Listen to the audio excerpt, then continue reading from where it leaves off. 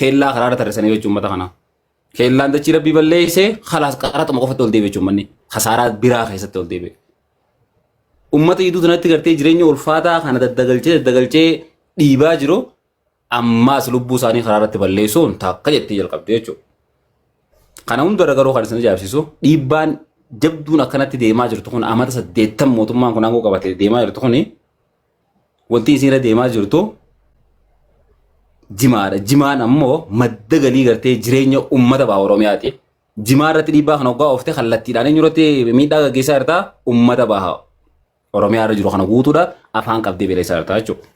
Duuba as keessatti wanti ani taa'ajjabe hanga ammaatti bakki namni keenya jiruu fi miidhaan hawaasa keenya irra jirtu hangamta akka isin addaan fagoo taatee nu badde.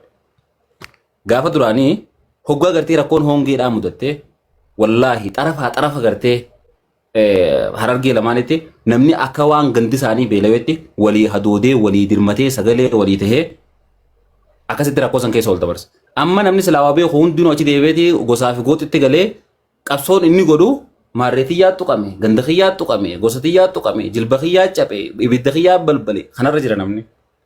Qabsaawaa gosaa ta'e hayyoonni silaa gartee namni silaa xiqqoo wahii beekan ummata kana walitti qaban ummata kana rakkoo tana keessaa walii qabanii falatti barbaadan jettee ati yaadduu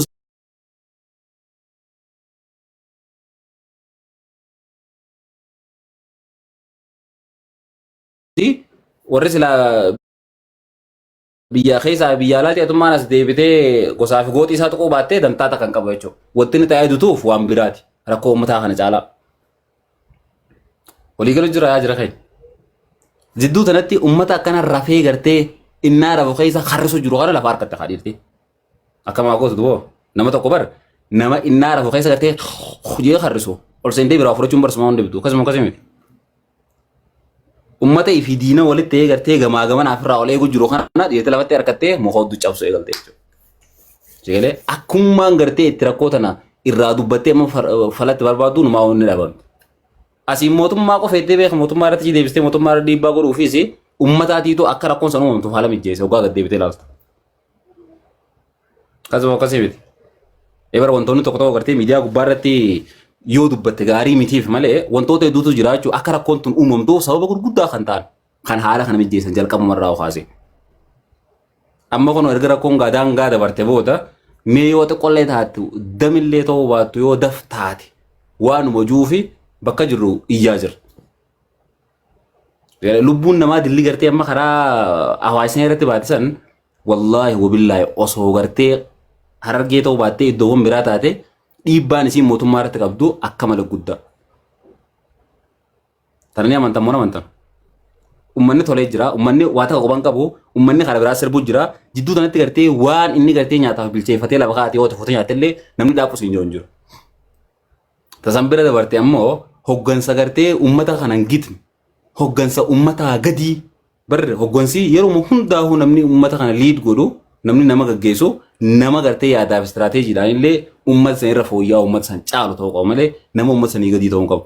Namoota gartee yaadaa fi tartiibaaf hundaanuu uummataa gadii kamna barnootaa qalama qabatee dhaqee gartee akkamatti attendaansii guutee deddeebi'aa ture fuudhanii aangoo irra tarreessan. Sanuu barii osoo akkuma fakkaatutti illee godhaman wayyaadha fidaniiti gartee shamarran qofa gubbaa kaasanii hanga gadiitti. Kunoo maamudii shushubattee hundisiitu helluma qofaaf harka dha'u. Abaluu tolasaa gubbaa gadduuf warri gartee dibbee fudhatee harka dha'u isaan. Hoggansaa beeku hoggansa uummataati. Tajaajilirraa ol guddattu illee tan gartee gama jalaarraa ol guddattu jechuun waajjiroota xiqqaarratti jirtu illee tanuma akkasiitu jalaa oomishamu jira. Waan kana agartanii isin ajaa'ibu mana taate beekan dubbiin tun akka kiyyatte. Caasaa gubbaa kaasee fakkeenyaaf sadarkaa federaalaatti yoo hallaaltu taate gubbaarraas tan jirtu dhala. Hoggaatti yoo gabbuutee sadarkaa Oromiyaatti jirtu ilaaltees dhala. Hoggaa gasiitee wanti uummata bulchaa gabbuutee ilaaltees dhala. Kaantiboota magaalaa hoggaa ilaaltees dhala. Maali dhalaan dille kun? Eebar amma hoggaa kana jiru saalaatu rakkoo tana uumee jechaan jiru laa. Akkasitti adda baafadha. Saalaatu rakkoo qabaa. Saalaan dhalaa ta'uudhaatu rakkoo tana uumee jechaan jiru. Garuu dilli gartee dhalaa kan gubbaarraa kaasee ilaadakatti uummata miliyoona kana bakka bu'e maali? Yoo xiqqaate uummanni kun uummata baay'inaan beekee miliyoona 8 oliiti. Uummata gara miliyoona 10tti dhiyaatu. Sababnummaan gartee fuudhanii gubbaa kaasee ilaa gaditti dhalaa qofarra gattarre saniif maali? Wanti tun gaafii isinitti hin taane jira kee. Taaptaap godhaa meerkan. Koppileen killee godhaa. Bar gaafuma namni gartee ilmi namaa if gaafachuu qabuun ifiin gaafachaa jira bara isinillee akka if gaafattaniif wanti dubbachaa jiruu fi akka isin hundatti gartee tun gaafii taate shakkii qabaaddeeti miti. Gubbaa kaasee hanga jalaatti guututti dhalaa uummata kana bakka bu'u karaa oofuu deeman uummata kana. Fakkeenyaaf godinoota Oromiyaa ilaali Wallagga dhalaa noonu dhalaa miti. Jimma kottu dhalaa miti. Shawaa tana keessa kottu wanti dhalaa fakkaatan jirtu.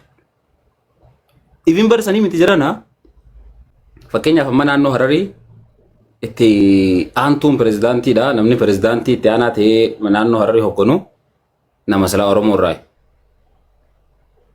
Sanummaa dhala. Eessatti isin jee bara naannoo Oromiyaa maanu beeya. Bakka bu'aa gartee sila Oromoo bakka bu'ee naannoo biraa keessa taa'ullee achi jiru dhala.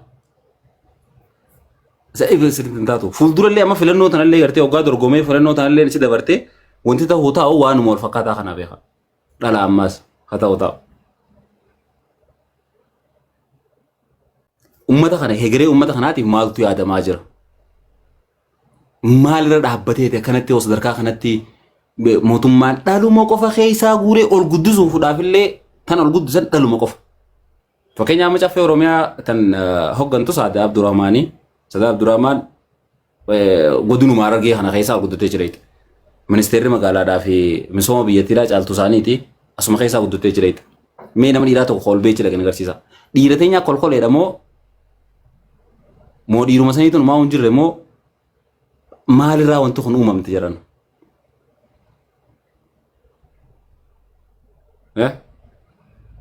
Egaa caasaan guutuun gubbaarraa ilaa dakatti gartee hoggaa dhalaa ta'e ifinoon fakkeenyaaf kaantiibaa magaalaa dheengadda gad dhaabbate fakkeenyaaf amma magaalaa Maayasitii jedhanii maqaatti baasan kanallee furaniituma dhalaarra kaan. Akkasuma akkasii miti. Dhalaan tun hoggaa tarrattee maal oomishuu deemti uummata kanaaf. Sanbira dabree ammoo waan ajaa'iba isinitti ta'u gama jalaa kana namni isaan fidanii kaan Tolosaadhaa fi Taaddasaa fi Darajjeedhaa fi jinniin hundinuu dhiira. Kajalaa kana kakkaa'amu.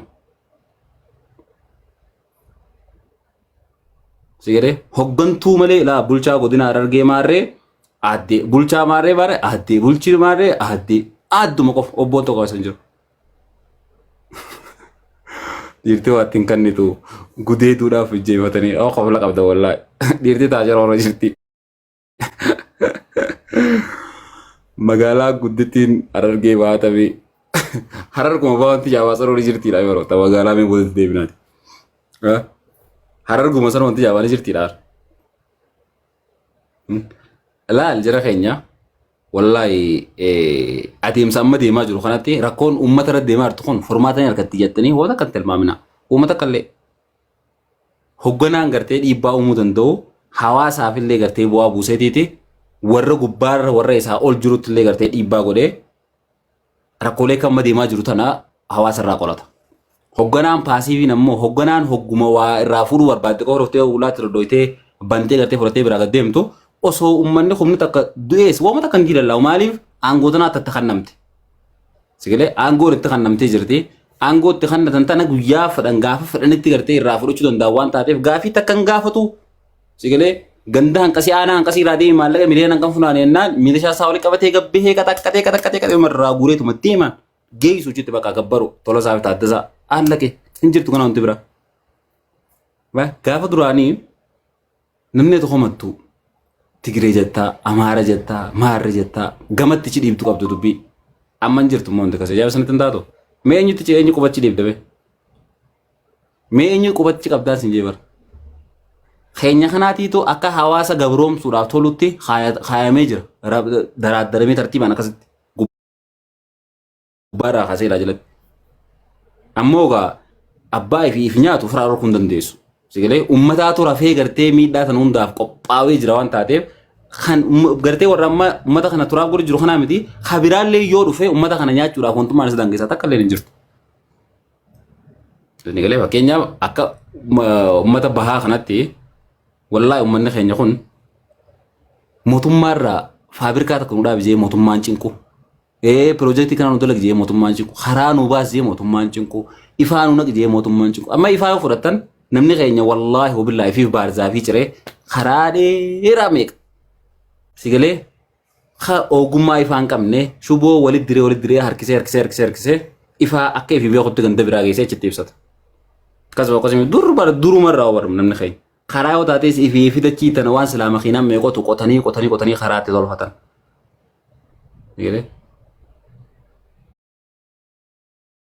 Isaan kaayyoon isaanii guddoon nuti jireenya keenya if dandeenya namarra dipeendii hin taanu jaanii jalqabumaa waan ifamansanii jiranii fi abalurraa waa harkadha jaanii gartee nameera shushugachuu tana direes hin qabu manni wanti silaa mootummaa irraa barbaadan maali nagee uuma qofa akka mootummaan kannu amma bar dur qaama hidhateetu uummata dhufee walitti maal godhaa qaama hidhatee uummata jeeqaa maal jaa amma uummata jeeqaa jiru warruma aangoo qabu warruma silaa mootummaa gartee sanumaatu uummata jeeqaa jira maal ta'us godha beektaa namoota hanga uummataa ayyaanni kan irra hojjetan namoota saniitiitu gubbaarra jira sigalee namni rakkoo furuun beekne rakkoo se kaaya rakkoo biraa se dhala sigalee maaliif ogummaa adda rakkoon furu sayyoon qabaanne niin beeka jeeti bakka hin taane tuqee gartee fanjiisa doosaa jechuudha turaaf godha uummata nagayaan taa'u. Walubachaa jira keenya gubbaarraa gartee achirraa itti gammichi waan taateef nageetti jala kanatti gartee nageenyi uummataa kan nama takka illee hin jiru jechuudha. Saaminsi gartee ganda keessatti milishaan deemee saamu kan amatame guutuu irraa iyyaa bahan sanuu osoo furmaatan argateen karaa irratti gartee lubbuu nama meeqaa uummata miskiina rasaasaan halkan irraa guyyaa irraa halkan irraa turaaf godhee galanii san bira dabranii karaatti gartee nama qabanii ugguranii ukkaamsanii maallaqa guddaa gaafachaa jiran.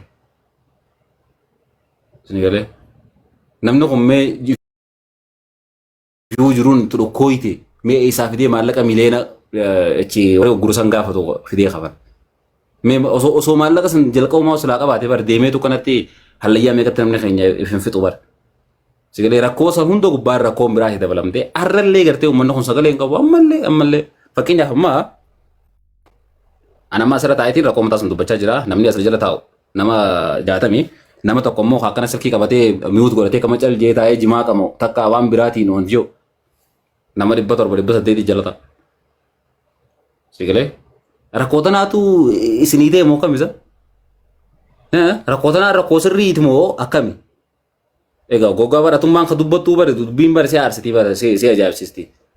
Akka waan gartee rakkinni kun ta'ee fi wanti deemaa jiru kun waan sirrii taatee namni dubbatu kun waan hin jirre haasawaa jiru takka kijiba wayii dubbachaa jirutti namni wali dhisee biraa deemee bakka biraa bakka gartee hooyi ajandaa adda addaa bakka yeroo itti guban qofa gartee yeroo itti guban bare yeroo itti gubuun sin jebe bakka san qofa irratti namni keenya ichi deemee achi taa'ee cheela taaf godhuus taatu ililliis ol darbuu taatu maarree ol darbuu taatu odeemnu raasii dhortoo mallattee ergitaa miti. Sirgalee achitti waan godhu hunda godha deemee bakka rakkoon uummataatti dubbatamtu gartee bakka silaa namni xiqqootti gurra walii kannee itti wal dhageeffatee irraa wal mari'atee furmaanni maali jee gartee itti wal wanta jiru namni dhufee wanta jiru laala ammaas maa oolaa.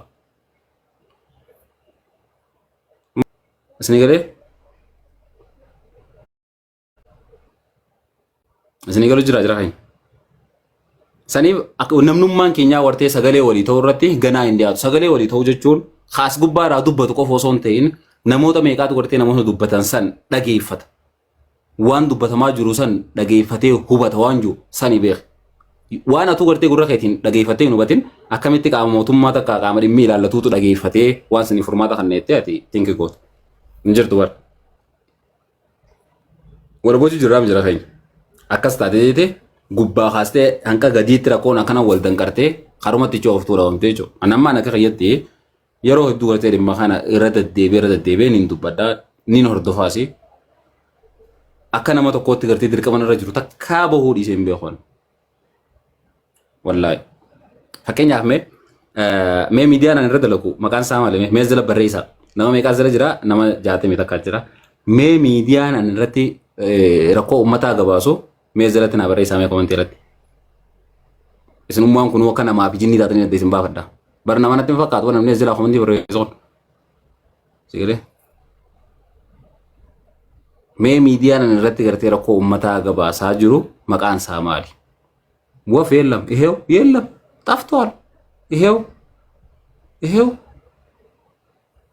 አያችሁ አገርተኒ አካስታኔ ቹ osoo gurbaa tokkotti gartee hudduun taataa gabbaa sudee majaani yaa rabbi khiyya yaa obboleessa harafa illeen tumee irrii baattu ol kaasa. Mee miidiyaan rakkoo uummataa irratti gabaasu mee maqaa isaa jalatti barreessa tokkoon keessan barreessaan jirtan. Agartanii anuma kanaa namni irraa harkaa jira jechuudha. Namuma silaa rakkoo uummataa dubbatu armaattan harkaa jira laalonni. Laalamma ka Oromiyaa State Miidiyaa jee barreessu jira la. Oromiyaa State Miidiyaan eega qilleensa irraa bu'e yoo xiqqaate amma baatii torba. Gaafa sanii siitii fi nama gastii sanirra jiru hundaa'u takka takkatti follow godhee maal godhee koomantii kuma takka barreessee achi elaayaa. Bakka jajjabduu ammoo rakkoon ummataatii fi bakki silaa xiyyeeffannoon kan namuu qabduuf hoggaa kaafamu waan akkas akkasii namni kan numaa ulaalu numaa ijumaa ottu hin dhaabuu namni. Sanii fi anamma ijoollee teenya warree ajandaa uuman kanaas yeroo takka takka dasna jaa rakkoon qabu maaliif akkaataa agartee magaalaan beektutti deemuun afshaalummaadha matuma siitiifu. Walii galu jirra. Bakka namni eega gartee namni keenya haslaa rakkoo san keessa jiru waan san hubatee gartee wanti kun rakkoo tiyya jee bakka rakkoo san taa'ee waan barbaachisu hin godhin eega bakkuma faayidaa hin qabne heddummaa utaa akka tichaatti rakkoon qabatu cuma deemtee raasha qalachuudha.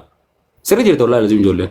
Wallaahi. Amma anummaanu osoo magasiitan nama tokkotti ergee gartee nama tokko wajjin asitti taaftaa godhaa ga'ee jee lafaa ka'ee namni kun ammaan tana pipi jee samii seenu. Ayinaaw. Saniif mee aadaan meeynu jira keenya aadaan meeynu mataa keenya kana aada leesseefnu.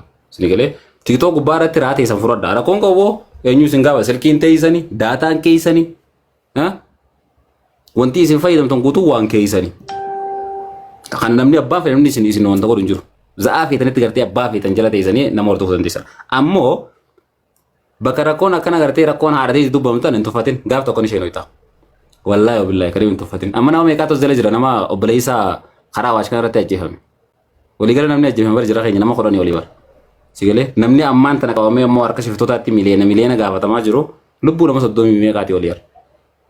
Sigalee nama meeqaati mee ati mee haadhatee taa akkanatti guddisaa jirtu taa akkanatti obboleeyyan kee guddisaa jirtu mee karaa irratti gartee obboleessi kee qabamee miliyeena haa gaafatanii atillee yoo biyya keessa jiraattee qabamuu baatte mee fiilingii sammee fiil godhi ilaalaa jira.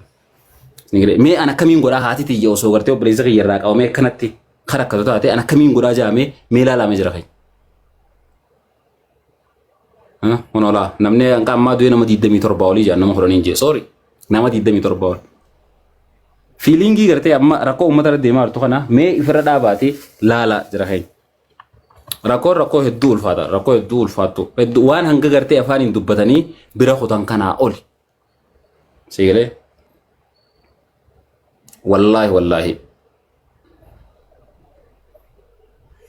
badin deetun maalumaa jee argeen qoy yaaroo san kiyya bari reefa watin jirtun sa dubbadheetiin jira nama tokko kagartee rafu jiru ka innaa rafu keessa harrisu abbaan fedhee gartee bira ol seenee waan isa bira taa'u bira guurrachuu kasodaatu jiru wallahi billahi nama innaa rafu keessa gartee innaa hirriimnitti jiru keessa haa jee harrisu harkannaan abbaan fedhe bilbila isaa jalaa fuuta waan fedhe laa fuutee hattee biraa deemtu.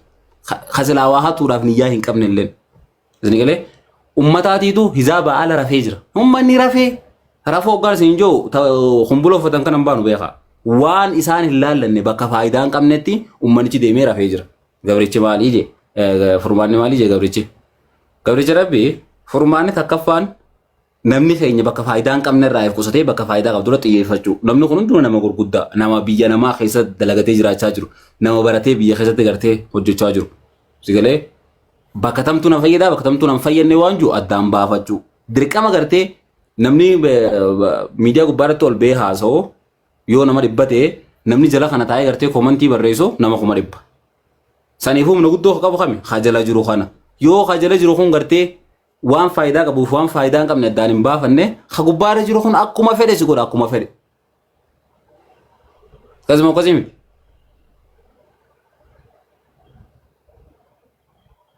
Kana numajii hundi faarsee bulaa taatee barii.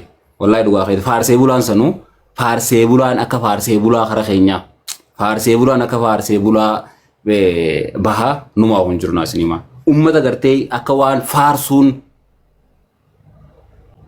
Dahaba samii isaanii kophatti roobsituutti halkanii guyyaa qoba gurra kaa'ee heeruma gartee pirezidaantii keenya sallallahu alaihi wasallam heeruma jedhe heeruma salawaata irratti hin buusne innaa faarsan keessa wal hin jirtu qotaa biraa adeeroo qiyaasaan faarsanii warri faarsu ammoo akkasumatti hoggaa rakkoon uummata isaanii irra geesse hokkee qabee dhaabbatee rakkina uummataa san likki jettiima. Keenya ammoo sagalee teenya sagaluma teenyaan ukkaamsaa jiran.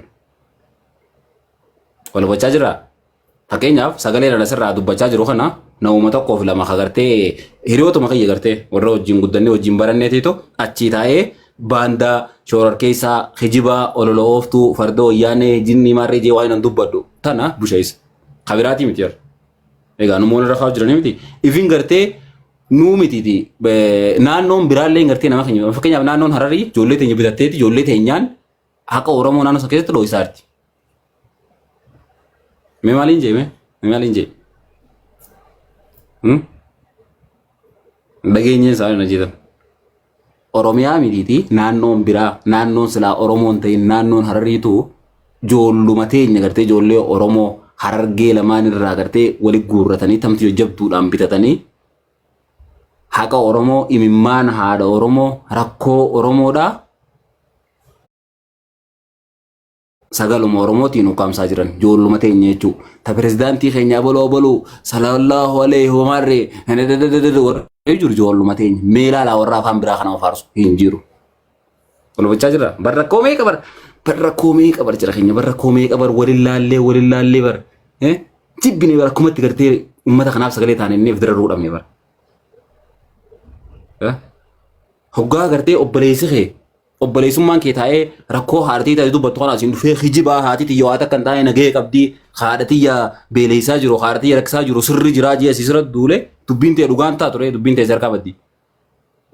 Egaa namni sin dhageeffachaa jiru kun barii siif obboleessa keetti ijuma takkaan isin laalaa. Dirqama waan ati rakkina dubbatteef teessan fudhatee ta'u obboleessa keetti san kijiban godhu.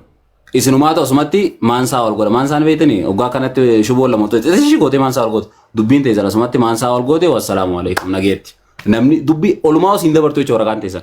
Akkasitti sigalee mootummaa Oromiyaatii miti kanaannoo biraalleen ijoollee teenya bitee haqa Oromootiin ukkaamsaa jira jechuudha. Amma gaa eenyurra qabsoo hinamee. An fakkeenyaaf qaama biraa kan gartee uummata irratti rakkoo uumaa jiru irratti gartee qabsoo hitamoo moo ijoolluma teenya ta'u Oromoodhaa taasii dhuftee haqa uummata keenyaa kana dhoositu kana qabsoo hita. Eebar qabsoon bar karaa beekatti daa'iramte eebar ganaa dalagaan nuu baate. Fajaajoo inni barjiddu tanatti.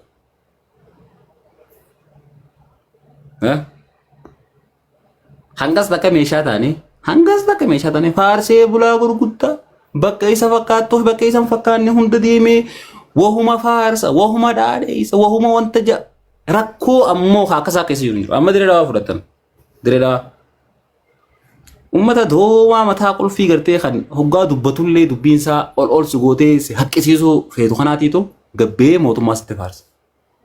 Khabar mootummaan san yoo maangoo qabate yoo maangoo irraa bu'u yoo ittiin hin beeku maa kana lachuutu hin beeku. Mootummaa deemu faarsaa jirtu kana dura eenyuutu magaalaa kana bulche yoo ittiin hin beeku. Akkasiin ni waa faarsaa miti akkana uumachi darba. Faarsuun rakkoon qabdu barra faarsi garuu ammoo hoggaa faarsitu nama tokko akka gartee waaqaatti takka akka maleekaatti wahuma isaa qofa dhaadheessuu isuma qofa gartee wanta ol daddarbaa ooluun akka namni san tuffatu si gooti. Mee gaafii takkaan isin gaafadha. Nama gartee hoggu hunda nama faarsuu fi nama muka namatti cabsu takka nama qeequ kamira namni dhageeffata irraa sodaate. Maatan. Imee ol dhageeffachaa jiraan imee komantii godha ol dhageeffachaatu hin jirru zaar.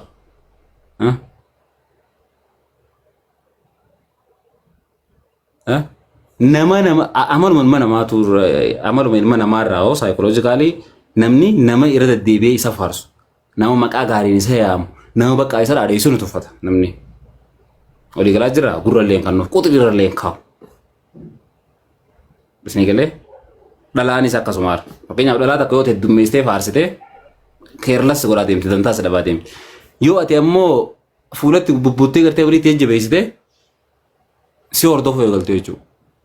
Akkasita mootummaan bar faarsiteetii miti bar ka elmattu horii miti bar horuma ho'isinee elmatanii bar mootummaa wanti filattee jechuun gubbaa keessee bakka inni isa tajaajiluuf akka inni nagee keessee eeguuf si galee akka inni gartee mirga ati sarraa qabdu si kabajuuf atillee dirqama kee baattee jechuudha. Garuu nama dirqama irraa qabu tokko faarsitee firratti nugusa hoggaa goote nageetti Nigalee akkas taate jechuudha. Karaa keenyatti faarsee bulaan heddummaatee an fakkeenyaaf an akka nama dhuunfaa kiyyaatti mootummaa arrabsuun mootummaa qeeqaa ooluun yeroo hunda furmaata rakkoo uummataa ni taate jee hin amanoon. Sigalee sanitti hin amanu. Ammoo hedduu faarsuun akka namni san si dagatu si taasisti. Sigalee yoo ati afaan kee kana qep godhattee gartee boonaa dubbatte hoggu takka yoo dubbatte namni takkittee dubbatu san quxirra irra saqaa. Silkii kana qabattee maarree keenya pirezidaantii keenya maarree keenya bulchaa keenya. Min baaragaallee. Yoo ati dubbatte immoo haa wal dha'u siif obboleessa keessanii malee achi hin geessu. Sigalee asumatti isinuma lamaan gartee ilmaan maara takka walii isin qopheessanii qabu isin harka kaanii walitti isin gadhiisan isinumaa wal balleessaasin. Isinuma lamaan warra wal balleessa kana isaan tokko har'a haduu awwaalanii bakka kaaniin jabaar jaaniitti muddanii jechuudha. Bakka asitti dubbiin teenya udduu gara dhalee seentee waliin lallaaqamtee waliin kokorfamtee amma waan kokorfame san addaan guuruun rakkoo guddoon taatee jechuudha. Sigalee jawwee udduu lixxee beektanii jawween udduu lixxee yoo gadhiiste itti ol dhiibatte keessa qotti yoo gatarkiste immoo itti jetti. Wassalaam rakkoon teenya akkas taate gaafa jalqaba gartee gaafa jalqaba mootummaan kun gara aangootti dhufu gareen doomaan gartee mata hudduudhaan yaaddu mataan isaaniitu waan akka furrii malee hin qabne uummata nagayaa kana gosaa waliin na hidhatte. Ergama biraa fudhatte. Sigalee uummata gaafa duraa rakkoon gartee aanaa biraa keessatti taate akka waan mana isaanii kan isaanii taateetti walii hadoodee xiqqoo qabu gartee mudhii irraa walii hiikkatee walii dirmatu. Summi jidduu gannaqanii akka namni ganaa wal lakkaa'u godhan. Namni ganaa immoo wal lakkaa'e abaluu gamana gari abaluu gamana gori abaluu gamana wal foo'e namni wal fixee namni waan irratti walii galu gartee tokkummaa maqaa Harargee san diseeti karaa biraa deemuu eegale jechuudha. Namuu farda adda addaa hore. Uummata kanatti karaa yaa'ee gartee wal balaaleeffatee maal wal godhee wayirra duulee wal arrabsee maal wal godhee zan wal godhe jiru kana ganaa istiraateejii feete yoo gad diriirsite istiraateejuma feete yoo gad diriirsite irraa milkoofta jechuudha. Fakkeenyaaf eega mootummaan kun aangoo qabate mee akka Harargee lamaaniitti mee warshaa tokko haa dhaabbate asqannaa. Wallaggeeffachaa jirra. Akka Harargee lamaaniitti mee warshaa tokko haa warshuma abbaa tokko gad dhaabbate mee asqannaa mee piroojeektii guddoo tokko.